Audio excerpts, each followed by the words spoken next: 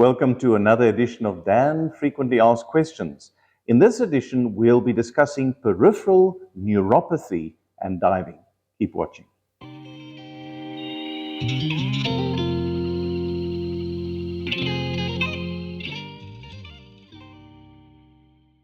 We got a question from a diver in Dubai that expressed great confidence in Dan Southern Africa in asking this question, and I thank you for that. They said that they had recently been diagnosed with a peripheral neuropathy and they wanted to know whether it would be safe for them to dive, firstly, or whether diving itself may have brought this on. Now, we are not aware of any situations that diving itself may provoke a classic form of peripheral neuropathy as a medical diagnosis. There are toxins and there are potential marine life injuries that might do it, but these are typically transient, with the exception maybe of ciguatera poisoning, but this doesn't sound like that. So I doubt that this is a direct effect of diving or exposure to the diving environment. Getting to your second part of the question, is it fit for you to dive?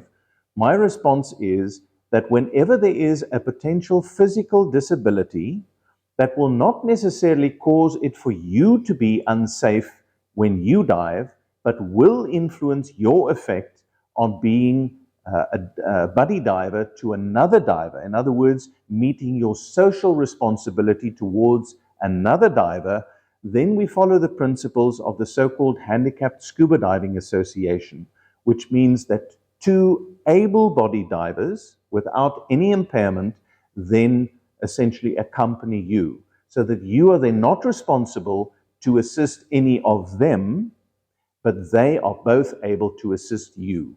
And that is the way that one can sometimes extend the ability to dive, even with significant physical impairments. And I personally have trained divers to dive that have had very high quadriplegic paralyses, and they were able to dive with two able-bodied divers assisting them. And it's actually very gratifying to do. Please just also bear in mind that sometimes extremes of heat or cold may exacerbate the peripheral neuropathy. So just be sensible in terms of the types of diving you do. And again, refer to the Handicapped Scuba Diving Association and their guidelines. They've got very, very good instructions as to what a diving physician or physician should look at, and then the guidelines, of course, for you as a diver to dive safely. Until next time, safe diving.